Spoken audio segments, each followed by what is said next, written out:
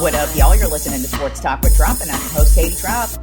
Well, not a whole lot of movement in the MLB Power Rankings this week. We still have the same number one, but we are going to talk about one new team, and then one team is actually starting to get really friggin' hot right now. They just had an insane weekend, so let's get right into the Top 10 MLB Power Rankings for this week. Beginning with number one, like I said, it remains the same. The New York Yankees, overall record of 46-30. They're 6-4 in their last 10 games. This past week, they took the series over the Chicago White Sox, lost the series to the Cincinnati Reds. And honestly, the Yankees look like they are easily the best team in the American League right now. They are playing the best baseball in the American League, playing the most consistent baseball. They're actually overcoming all the injuries that they've had so far, and they're still playing well, even without Aaron Judge, which is really the most shocking thing. But they are easily head and shoulders above everybody else in the American League, because what you're going to hear, which has actually been pretty common for the majority of the power rankings this season, is it's very National League heavy. And the American League has a couple of teams sprinkled here and there, but for the most part, really the only consistent team's been the New York Yankees. And a good reason why is because of their two young guns right now. You got Cam Schlittler, who is pitching out of his mind. As a matter of fact, he had a career-high 13 strikeouts over the weekend. So he is just getting better as the season wears on. He has 8 wins on the season, a 1.71 ERA, and 109 strikeouts on the season. And Cole starting to get healthier and looks better with each and every start. Rodon, same thing. I mean, it's been taking him a while to get back to the same Carlos Rodon, but he's still playing very well. Then they've got Max Fried, their Cy Young Award winner, coming back as well. So this starting pitching has been fantastic. And then, of course, you got Ben Rice. Ben Rice has been having a career year. But before Judge was injured, he was outpacing Judge, basically, and that says a lot. If you are outpacing Judge, hello, you are doing something great. And he's batting at .293 right now with 22 home runs and 53 RBI, leading the Yankees right now in all batting categories. But they're playing great baseball, and like I said, head and shoulders above everybody in the American League. At this point, it is the Yankees and everybody else in the American League, and it's like, who can keep up with them? But at this point, I'm going to predict it. They're going to be the number one seed in the American League, just because nobody else is stepping it up. Unless somebody has some crazy hot streak in the second half of the season, it's pretty much going to be the Yankees all throughout the American League. And then probably hit into the World Series as well.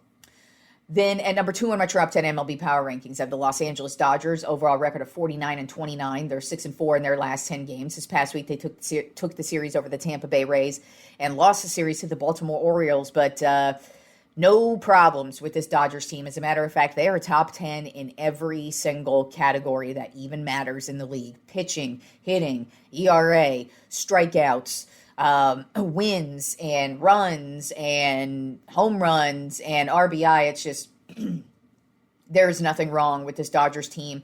And even though they've had their injuries all season long, it doesn't matter. And they're getting a whole lot of offensive production, not only from their usual guys. I mean, Ohtani having another fantastic year, Freeman having a great year, but you've also got Max Muncy and Pages right there along with them, and all four of them, who I just mentioned, they all have over 12 home runs right now, so they're hitting double digits in the home runs, and they're just going to keep hitting some more as the season wears on. I mean, we all kind of thought, is this run for Pages, is it going to last the entire season, or is this going to be just kind of a fluky year for him? And so far, he's been hitting them out of the park, and he's been one of their most consistent players from the beginning of the season all the way up until now. So no problems for the Dodgers.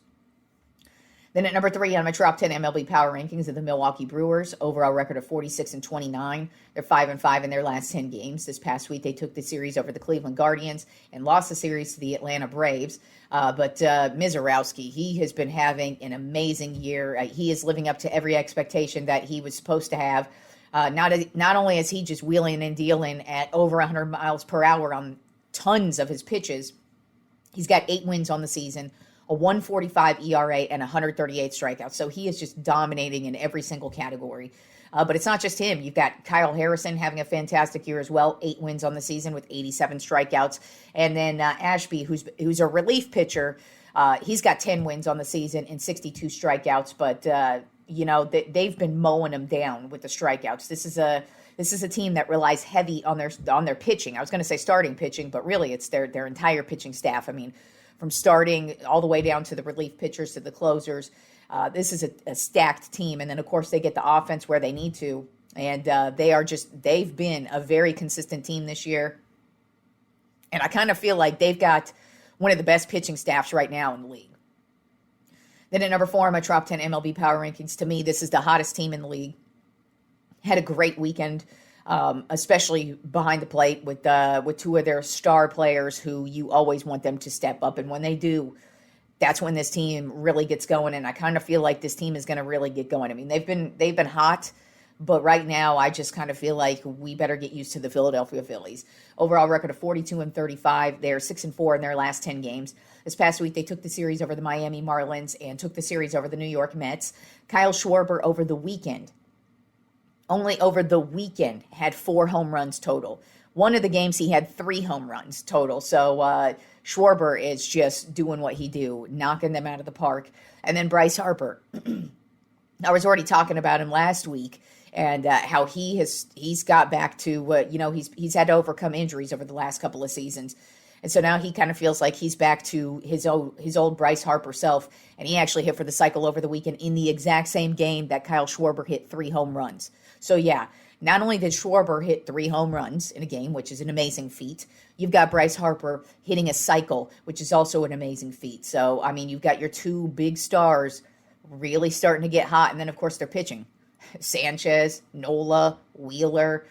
I don't know. I'm telling you, this Philadelphia Phillies team looks like they're going to be something. I just kind of feel like I wouldn't be shocked if this team really down the second half stretch really takes over the National League, and I wouldn't be surprised if they end up as the number 1 overall seed, even though the Dodgers, obviously the top roster in the league, the top team in the league, and they are the 2-time defending champions, so it's going to take a lot to take them down. But the Philadelphia Phillies actually have a lot of firepower to keep up with them, not only with the pitching, but also with the hitting. And if you got Schwarber and Harper continuing to play like this, I don't know, man. Look out for those Phillies.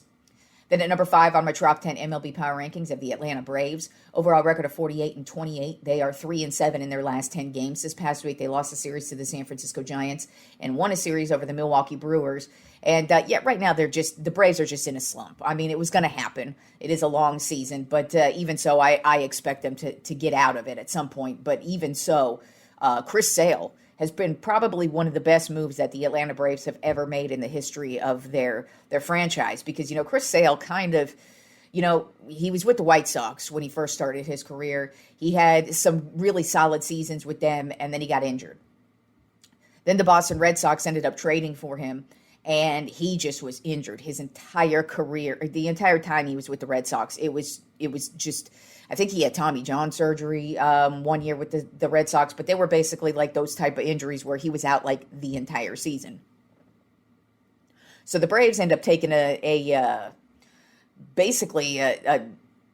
don't want to say they take a chance on him, but they kind of did because, I mean, they knew what they were getting.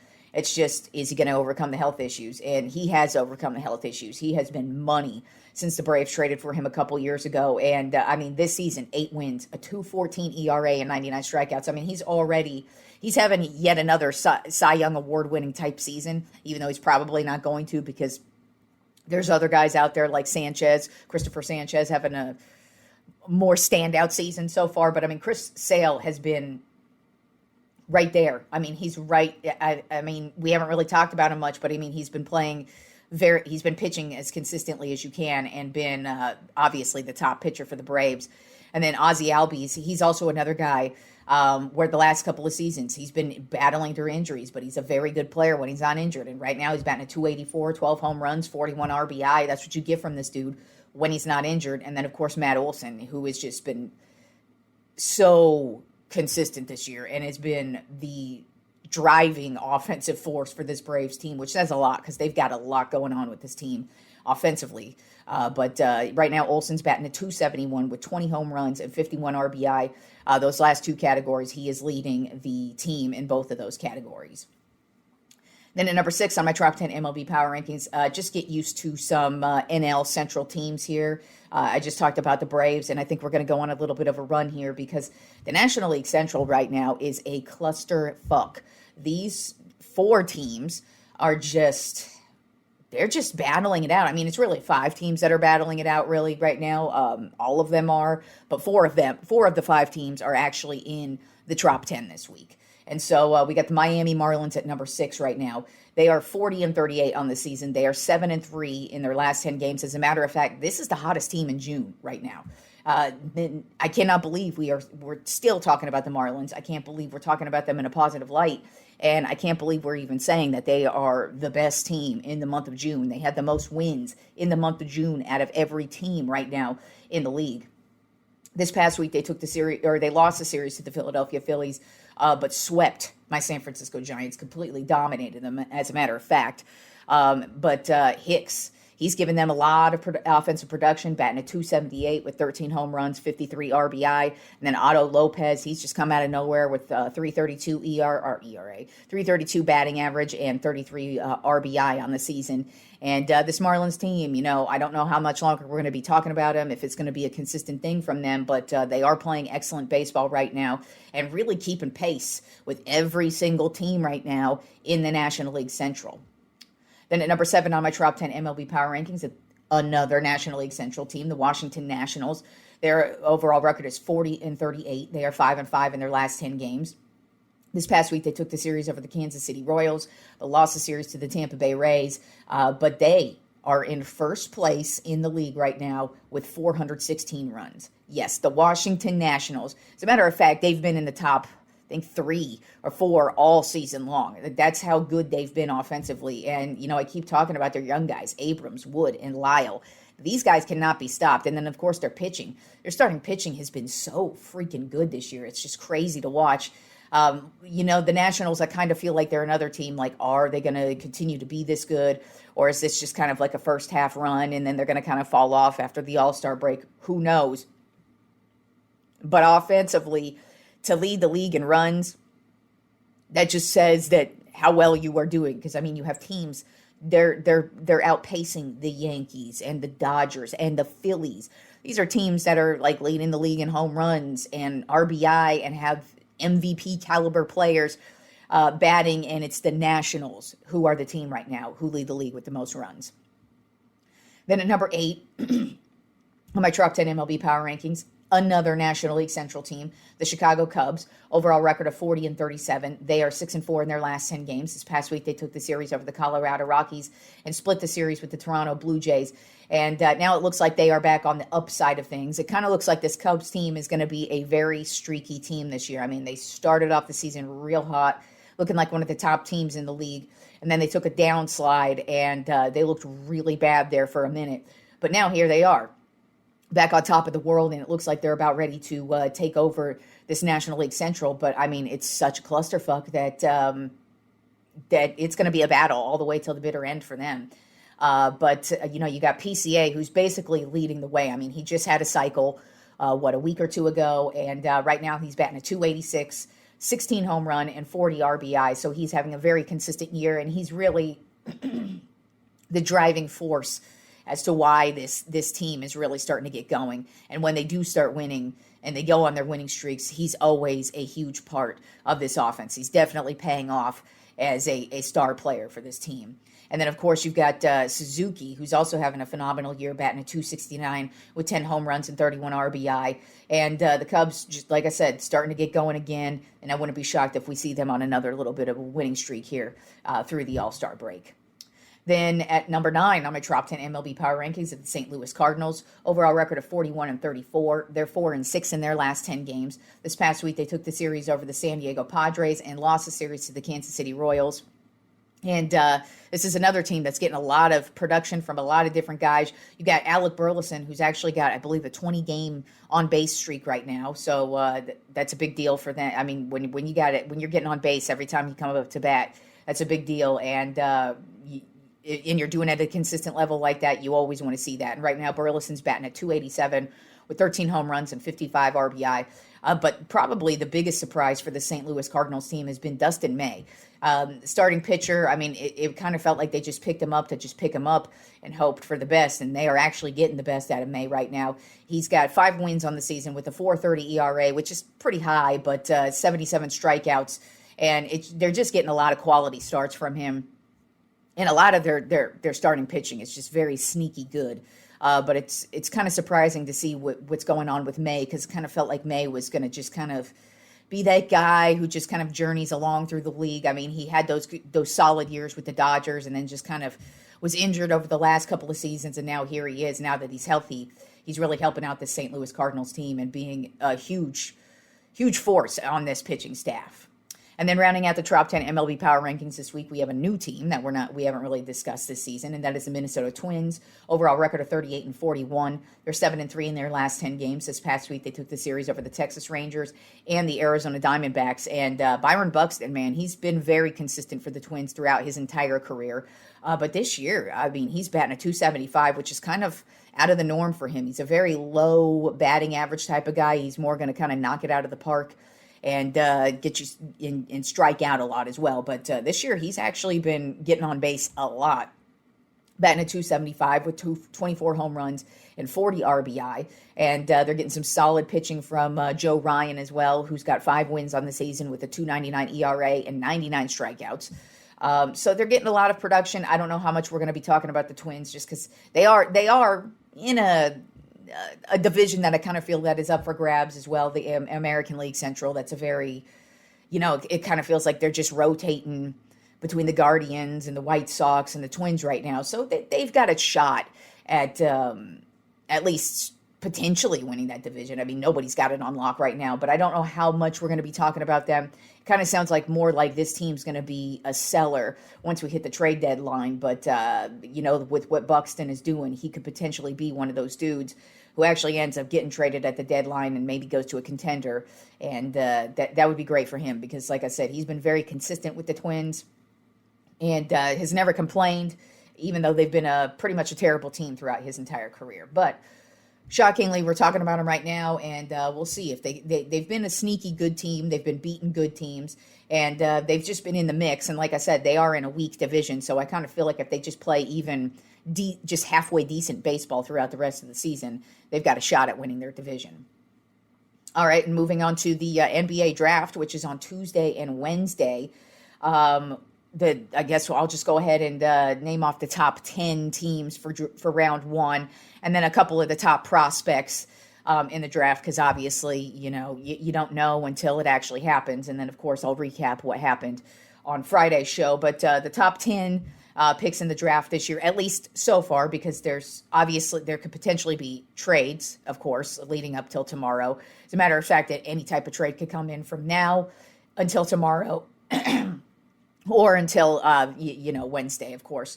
But the big trade potential right now would be Giannis Antetokounmpo, just because they've been talking about him potentially being traded for the last couple of seasons. But right now, the trade movement's been really on high with him right now because he's definitely going to garner some picks. But he has yet to be moved, so we'll see what happens. But right now, this is how the top 10 in the draft looks right now. Number 1 is the Washington Wizards. Number 2, the Utah Jazz. Number 3, the Memphis Grizzlies. Number 4, the Chicago Bulls. Number 5, the Los Angeles Clippers. Number 6, the Brooklyn Nets.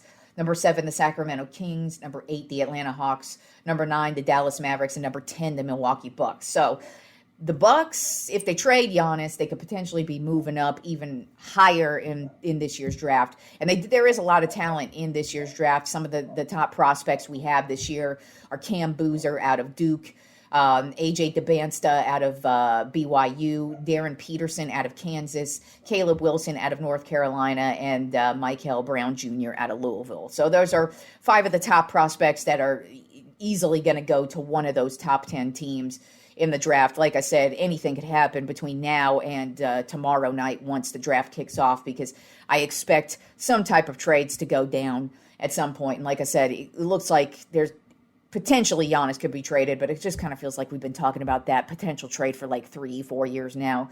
So until that actually happens, I'm not going to believe it. But the trade talk has been on high with Giannis over the last couple of days. So enjoy the draft, enjoy the rest of the week of sports, and I will talk to you fools on Friday.